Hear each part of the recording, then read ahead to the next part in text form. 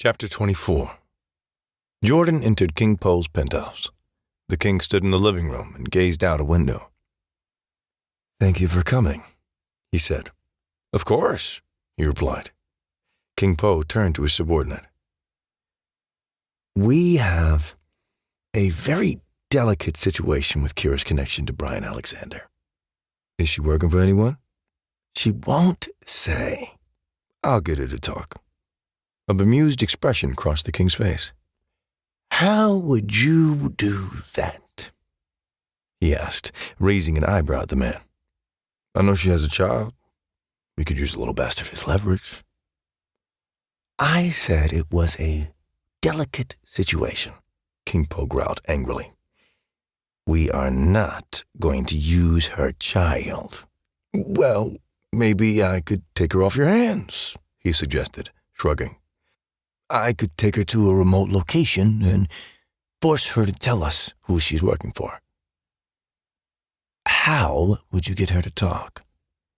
Jordan gave the king an evil smirk. "Trust me, I'd get her to talk."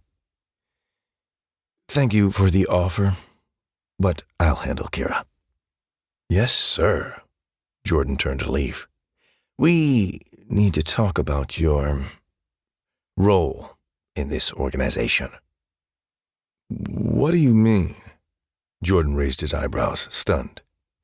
King Po looked at the man like he was a bug on his windshield.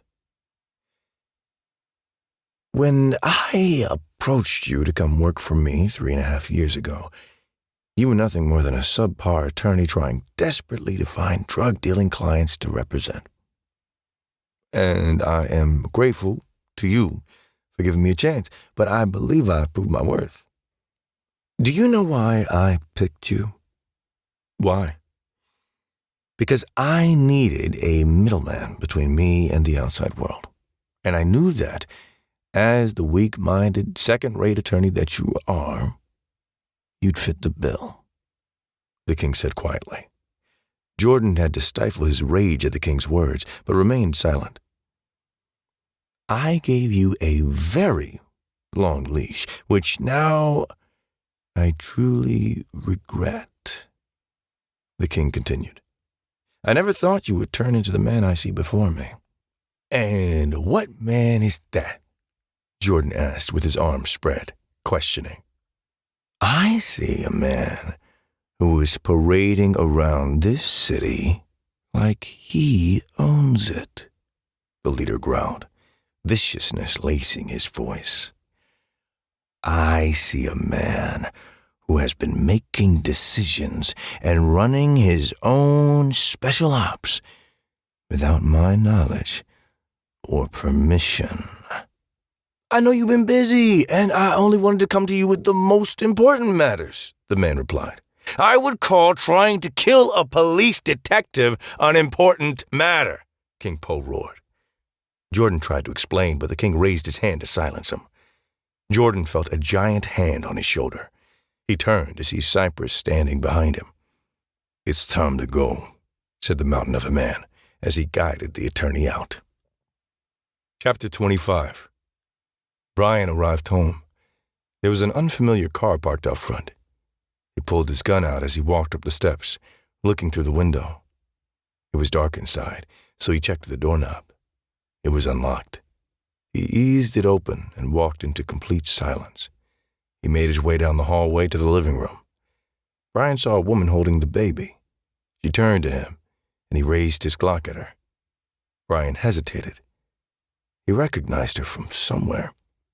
"I'm Lauren Carter, Dante's old girlfriend," the woman said, eyeing the weapon. "I dropped by to see Dante." He looked around the room. The end table and chairs were knocked over. A lamp was broken. Books and papers were scattered around the room. "It was like this when I arrived."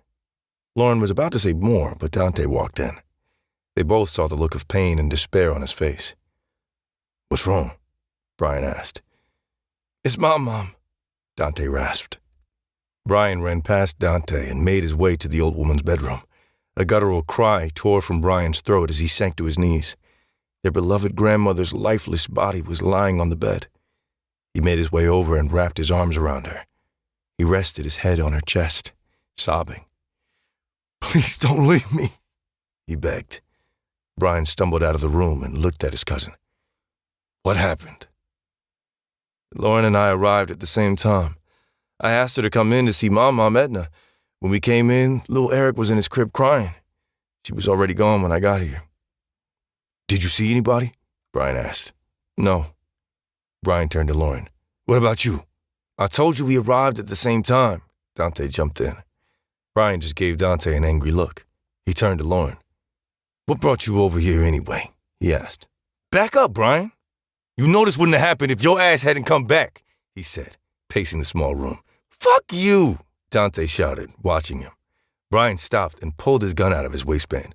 "No, fuck you, college boy." Brian's voice shook. He walked closer to Dante. "This only happened because you interfered with King Poe's business." "What are you talking about?" Dante asked. "The police detective you saved tonight." "Detective Richards? The King ordered a hit on the cop, and you fucked it up. Now my mom is dead because of it." Dante eyed the weapon in his cousin's hand. "Go ahead and kill me then," he muttered, as the pair glared at each other. Little Eric wailed and babbled, snapping their attention to him. Both looked at Lauren, and Brian tucked the gun away as he stormed out.